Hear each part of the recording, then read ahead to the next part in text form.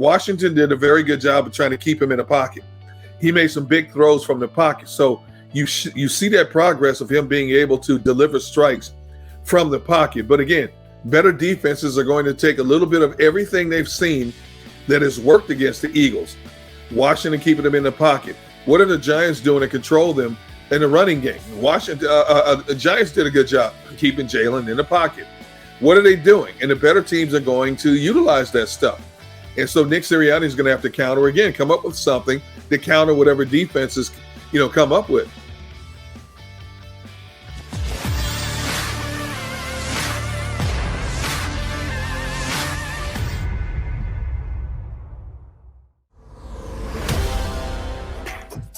My, oh my, the cliche of the tale of two halves certainly applies to this game this afternoon. But the bottom line of it all is the Eagles take home the 34-10 victory over the New York Football Giants. And in doing so, Gunner, Devan, now control their own destiny as they occupy the 7th playoff spot. I can't believe I'm even saying that in the NFC. Gunner, what are your takeaways from a game like this today, my friend? Well, first of all, let's address the real elephant in the room here. Devan is no longer allowed to text me during the first half of Eagles games. What happened this time? What happened this time? Oh my goodness! I told her to just get a brown paper bag and just breathe into it and stop hyperventilating. I'm not having any fun. I'm like, I don't know what to tell you. It's the Giants. Things will work themselves out soon enough. Look at you. Did not say that, though. You didn't say that. You didn't have. Shall I go back now again and recap what this conversation was? Because you were definitely not as positive as you were last time. Oh. You were the one laughing. What'd you say? We're checking the record. I'm not surprised Giants defense has played them very well. Yeah, I'm not surprised. I'm not surprised the Giants, for whatever reason, the Giants, as bad as they are offensively, the defense has given this team problems for 6 quarters now. I can't say 8 quarters because the second half the Eagles finally got some breaks, made some breaks and took control of the game. But for whatever reason, the Giants have done a very good job of keeping Jalen Hurts in the pocket. Not letting the Eagles just run all over them and minimizing the Eagles' effectiveness overall. Now, coupled in with the fact that what do we watch? Opening kickoff, Kenneth Gainwell fumbles the kickoff. They recover that. Jalen Hurts gets stripped from behind again. Dallas Goedert recovered that one. They could get nothing going. They had like 150-something yards offense. You had a quarterback on the other side who had 18 yards passing in the first half. That should be one throw. That's for a whole half. And it was tied 3-3 at halftime. Luckily, the Eagles defense basically controlled a very inept Giants team. Now, the Giants were down 2 offensive linemen. Nate Solder, their Pro Bowler, was out as well. But the Eagles cannot afford to get off the starts like that. Against a better competition, they would have been in trouble. This is a team that's trying to hit its stride, getting ready for hopefully a playoff run. Now, once you get past the regular season, if you get in, competition gets much better. And you got to hit your stride. You got to match blow for blow because teams you're going to face in the playoffs, teams like Tampa Bay, Packers, Rams, Dallas, these are quick strike teams. And these are teams, the quarterbacks, you will not fool them in any way, shape, or form. Even Arizona with a young Kyler Murray, you're not going to fool them in any way, shape, or form. You got to match physicality for physicality. Defensively, the Eagles matched that physicality. Offensively in the first half, I don't think the Eagles did. Now, obviously, they were self-destructing. Again, drop passes all over the place again, So this is a team that obviously it had a little rust on it, just on 4 days of rest, getting ready to play another game in 5 days. But luckily, it was the Giants, and they did what they had to do. Come out in the second half. Rodney McLeod gets a pick. They get some points off of that. They stopped the Giants again. They did a better job putting pressure on a quarterback, a young and tested quarterback like a Jake Fromm. And, I thought that was big. That's something they did this time. They didn't do the last game with a Garrett Gilbert. They let Gilbert sit back there, and even though he was dumping off, they let him get in the rhythm. This time they went after Fromm, and it helped them a lot. The biggest disappointment to me was They didn't rush for over 175 yards again, for an 8th consecutive time. Terrible. I'm disappointed. They only had $130, which is a great day for most teams. Right. But these Eagles have spoiled us. But in the bigger scheme of things, number one, as you said, Mark, right now they control, thanks to the Rams knocking off Minnesota, they control the 7th spot. And the Titans beating the Niners. And more importantly, this is the first time this Eagles team has been over 500 since the first week of the season. Mm-hmm. So things are shaping up for them, but they better be ready, because even though Washington, after tonight playing against Dallas, they may not have anything to play for, Washington would love nothing better than to take the Eagles off a pedestal just a little bit. Mm-hmm. And if Washington's at full strength, that's going to be a dogfight next week. It absolutely is. Devan, I want to ask you something here, because I think in going through your emotional roller coaster is something that I was doing as well during this game, despite I don't really text Gunner during the game because, well, quite frankly, I know better. I'm not but going anyway, to anymore. But in all seriousness, your takeaway from this game, is it more of the what the heck were they doing in that first half, or is it, oh wait, they blew them out in the second half? What is more so going to define your week as you go through the emotions of what this win presented? I want to hear this. I think it's got to be the second half because, and I truly was on a full emotional roller coaster, but I hope that the team focuses on the many, many, many mistakes that were made in the first half, because that was bleak. For a second, we were the fumble factory there. And then when Jake Elliott missed the field goal, it was like, what is happening? What is it about this Giants team? We're playing Jake Fromm. And honestly, I never say this. You guys know I still question Jonathan Gannon's defense. Thank goodness for our defense for keeping us in the game. And I do feel like that Rodney McLeod play is what kind of started to turn things around at the start of the third quarter. But the first half was brutal. But I think enough amazing things happened in that second half. The Lane Johnson touchdown might be my favorite moment, probably since Philly in the Super Bowl. I was so over the moon. I'm so happy that Lane Johnson got his first touchdown with the Eagles. I did not see that one coming, from Devontae Smith's touchdown being called back and then reverse and then not reverse, and it ended up standing. Like, it was just an overall roller coaster of emotions, and people are saying it was a sloppy win. I don't think it was a sloppy win. I think it was a pretty dominant win by the end of the game there, but I don't know why we continually, now 2 games in a row, are coming out so weak in the first and even second quarters. Yeah, that was the thing that jumped out to me too. Like, I looked at this game as a game that I obviously expected the Eagles to win. I actually bet the Eagles to win at an alternate spread. I put them at 14.5 instead of the 10.5 they were going into the game. And I know that's not a huge difference by any means, but 4 points, 4.5 points, whatever. But I liked them a lot in this game. But that first half, you can't do that against the better teams. And that's what I think a lot of people will struggle with after a game like this, or even throughout the game. Like, people will look at this game, and I picture the Eagles fans, one the optimist, the other the pessimist, or even the realist, really. When you look at it, and you look at those two fans, you look at them arguing, those two friends, and it's like, oh, yeah, the Eagles, they scored 31 points in the second half to win. The other guy, they only scored 3 in the first half, that type of thing. And I look at all the mistakes, and the thing that I had a problem with was that it was, again, Jalen Hurts not protecting the football when he was trying to step up into the pocket, and it resulted in a fumble, not a fumble loss, but a fumble. The other one against Washington obviously resulted in the fumble loss. Dallas Goedert, he went to him early. He ended up throwing an interception and ended up getting overturned because the ball hit the ground. Miles Sanders had a drop. Dallas Goedert had another drop in this game. There were misreads by Jalen Hurts in the early goings of this one. Now it's become a popular meme already on social media of Dallas Goedert just standing wide open in the corner of the end zone. No one within 7 or 8 feet of him, yards in the end zone, rather. So you look at plays like that and you go, you can't make those mistakes against the better teams in the NFL. But here's the good news on that. To go back and talk to the optimists for a second, they're not going to be facing any good teams for the rest of the season unless they do put themselves in the playoffs, which, as far as I'm concerned, I thought they were the favorite to make the playoffs as the 7 seed going into this game. They only solidified that more or less with this win today. Go ahead and take care of the Washington football team on Sunday, and then hopefully that game for Dallas doesn't mean anything a week from Sunday, or 2 weeks from today. So for me, my overall reaction is the Eagles did bottom line what they were supposed to do.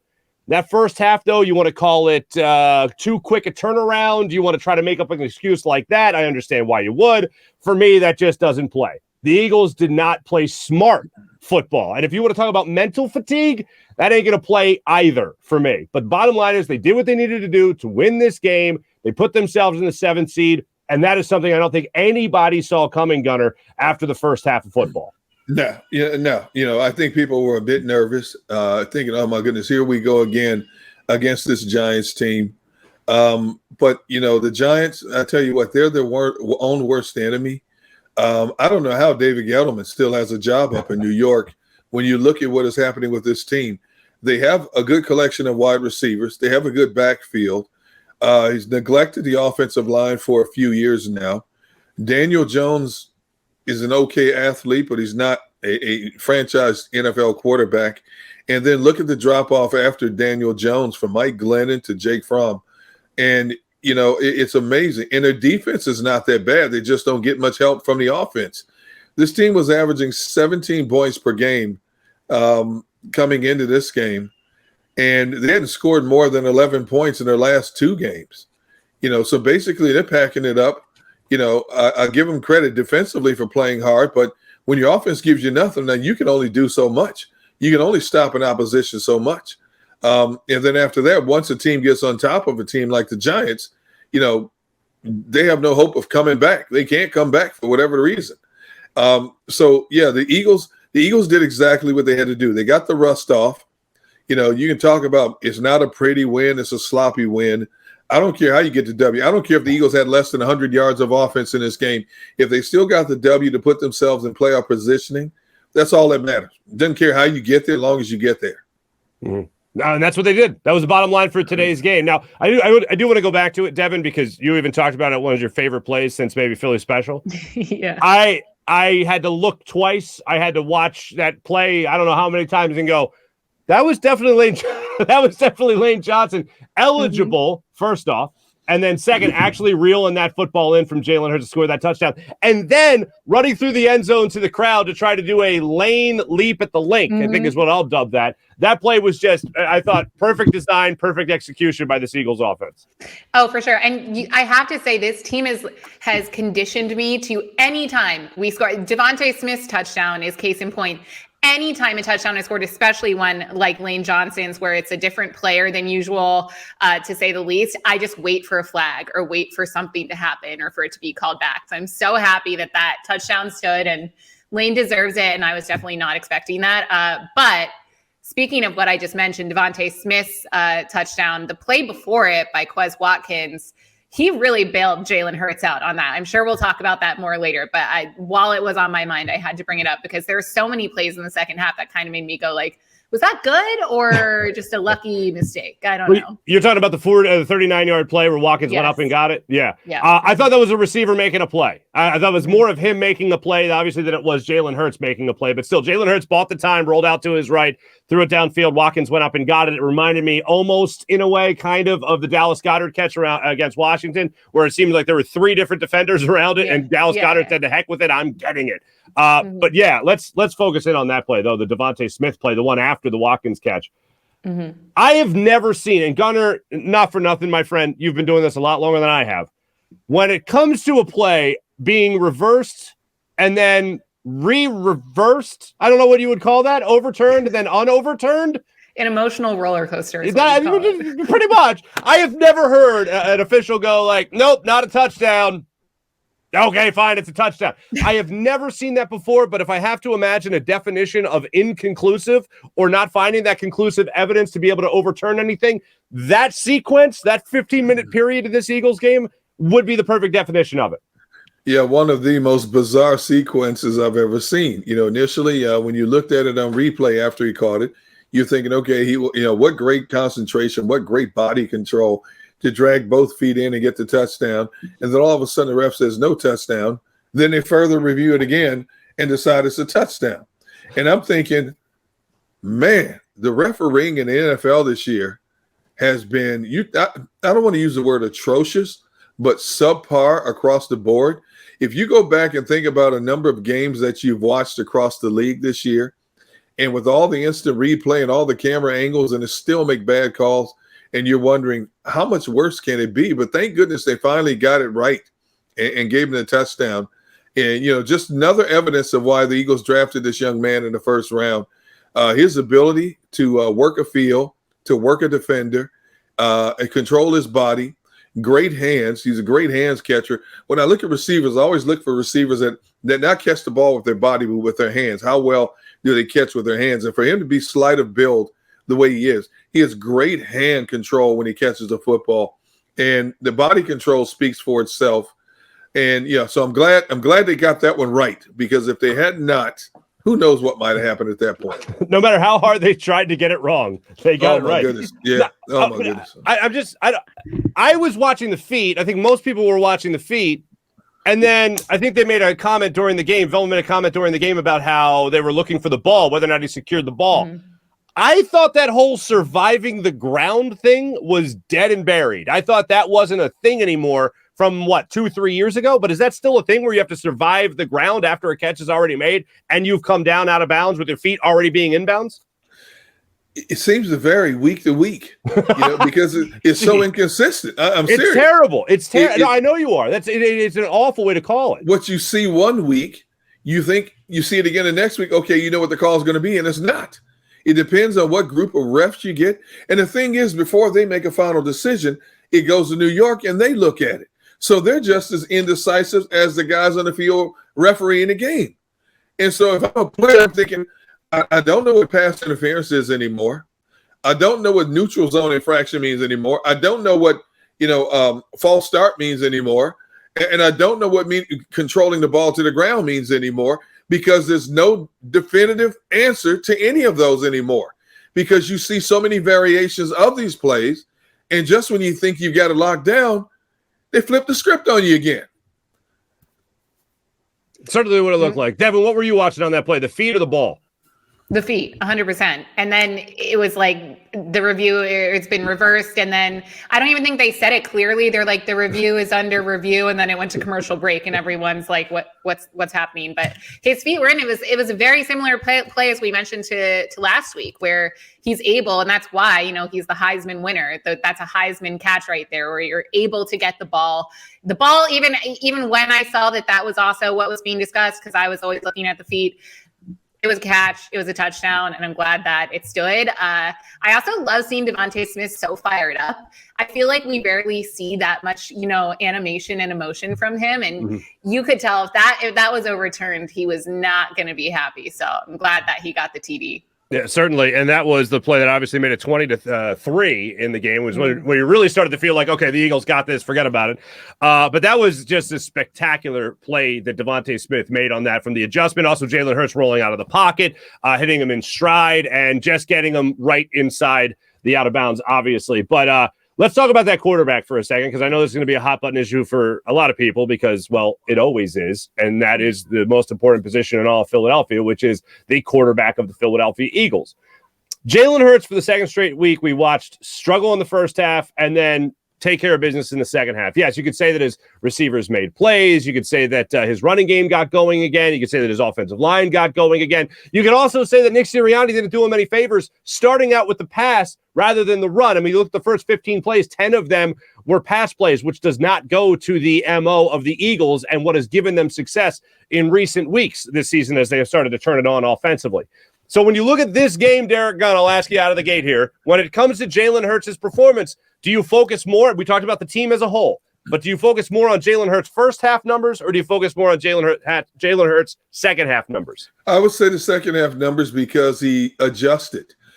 Things weren't going well for him, and it was very easy for a quarterback, especially when he hit targets in the hands and they were dropping the ball, easy for a young quarterback to get frustrated. But again, the word poise comes to mind when you talk about a Jalen Hurts. He settled down in the second half. Obviously, his defense helped him out tremendously in terms of giving him a short field that led to that first touchdown.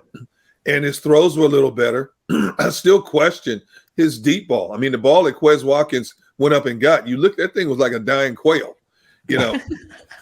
And so I understand why Nick Sirianni doesn't go deep a lot more, because if you look at that one play, when he threw it up there, you saw the safety circle Love, and I'm sure he's thinking, I've got a pick here.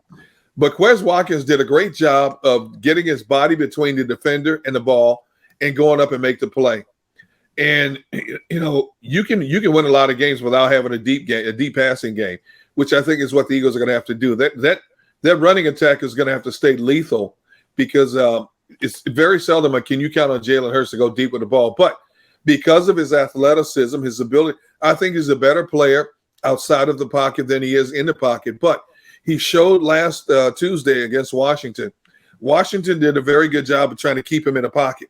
He made some big throws from the pocket. So you see that progress of him being able to deliver strikes from the pocket. But again, better defenses are going to take a little bit of everything they've seen that has worked against the Eagles.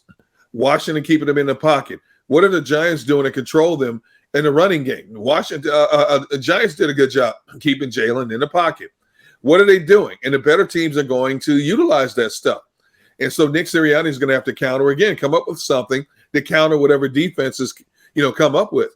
But I thought Jalen handled himself very well in the second half after a very frustrating first half. Mm-hmm. Poise is another word to put, like you just said. Poise, absolutely. Devan? Well, it's funny. Big Chris in the comments just said what I was thinking. He said the ankle isn't right on Hurts. Did we? I don't have my stat sheet pulled up right now. In the break, I can find it, but I don't know how many rushing yards he had today. I feel like he wasn't as mobile today, and maybe that has something to do with it. But yeah, in the first half, I don't think he was given any favors with the play calling. Once again, it made no sense to me why you would throw the ball that many times when time and time again has proven that our rushing game is our strength, at least offensively. But, I think it was rest. I don't know what the extent of his ankle injury sprain was. Maybe that is something to do with him kind of starting off slow these last two games. The dying quail reference kind of got me because once again, that pass gave me a heart attack. Thank God for Quez Watkins jumping up and grabbing that, just like Dallas Goedert did last week. Or I keep saying last week. It was like 3 days ago. Right. But no, I mean, still, I think Jalen Hurts is our best option. Like, I'm not going to rush to say, oh, he's the guy. I think he made a lot of mistakes, especially early on, that are not okay. Like, hold on to the ball. We were the fumble factory. But he also wasn't given any favors with play calling and players dropping balls left and right. So hopefully they get that under control. Go ahead. You got the answer. I know what you're going to say. You're going to make reference to his rushing Jalen number. Hurts. Yep. Mm-hmm. 2 rushes for 7 yards in this game. So, yeah, not exactly a game where he was taking off a lot. Certainly a game where the Eagles were looking for him to sit in that pocket and try to deliver the football a little bit better than he did in the first half of this game. His throwing numbers overall 17-29 for 199 and 2 touchdowns. Second touchdown, obviously, to Lane Johnson. So there you go. Yeah, if he isn't 100%, then he's got to find ways to be effective, ways to win games. And that's what he's doing. He did it against Washington. He did it again against the Giants today. Obviously, if he can't take off and run like he wants to, and everybody knows that within the Giants locker room that he's not 100%, the offensive line has to block a little better, a little bit longer. The pass catchers cannot be dropping passes. We're dropping passes like hot grenades, in the first half. And it takes a lot of the pressure off Jalen, especially when that running game's on point. If those 3 elements come into play, Jalen Hurts can be effective, not being 100% on that bad ankle. Mm-hmm. Real quick, before we hit our first break of the show, John McMullen will be joining us a little bit later in the show. I know we have a line out. We have a flag we're raising to try to draw somebody from this game into the show as well. So we'll see if that happens. That's all I can tell you. But John McMullen will definitely be joining us a little bit later in the show. And Gunnar and Devan, I don't know what you guys are doing for New Year's, but how about coming with me to Ocean Casino Resort? Have yourself a great time. Book your New Year's Eve weekend at Ocean Casino and go for the live shows. Go for the win. I mean, what better place to celebrate and ring in the new year? Am I right?